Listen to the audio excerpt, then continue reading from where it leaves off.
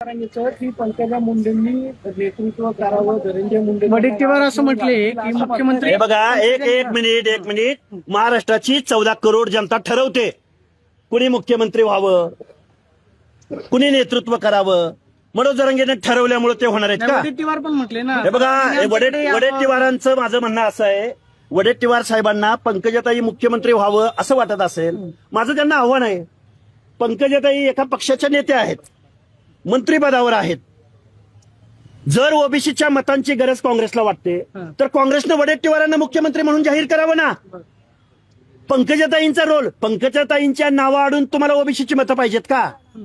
तुम्ही तुमचं कर्तृत्व सिद्ध करा ना. करावं.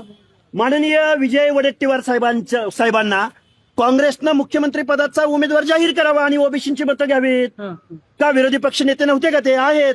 आणि आताचे दबंग नेते म्हणून वडेट्टीवारांकडे पाहिलं जातं.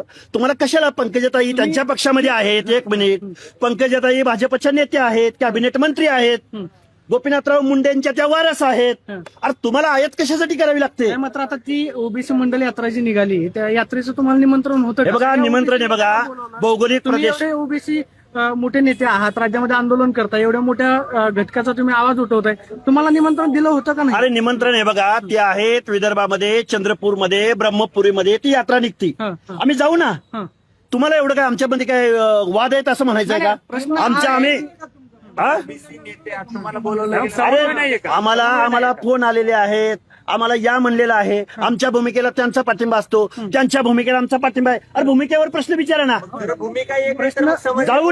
जाऊ ना. अजून कुठे संपलंय? ते संपलंय कुठं आंदोलन कुणाचा?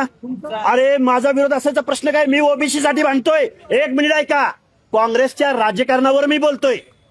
पंकजाताईंना विरोध असायचा काय प्रश्न आहे माझा? पंकजाताई ओबीसी नेत्या नाही. कुणाचं? पंकजाताईचं राजकारण कोण? मनोज जरांगे काय ज्योतिष आहे का? काय मनोज जरांगे? मनोज जरांगेला काय करतं त्यातलं? आणि ते काय बोललं म्हणून राजकारणात परिणाम होतो का? त्याला एका ग्रामपंचायतीचा सरपंच निवडून आणता आला नाही, स्वर्गीय देशमुखांच्या कुटुंबातला माणूस निवडून आणता आला नाही, आणि बघून घेईल. काय बघणार आहे तू? आहे कोण तू? मस्साजोगची ग्रामपंचायतीचा सरपंच निवडून आणता आला नाही त्याला. कशाला दुसऱ्यावर टीका करतो तू? ह्याचा संपवतो आणि त्याला संपवतो आणि राष्ट्रवादीला बोलतो धनंजय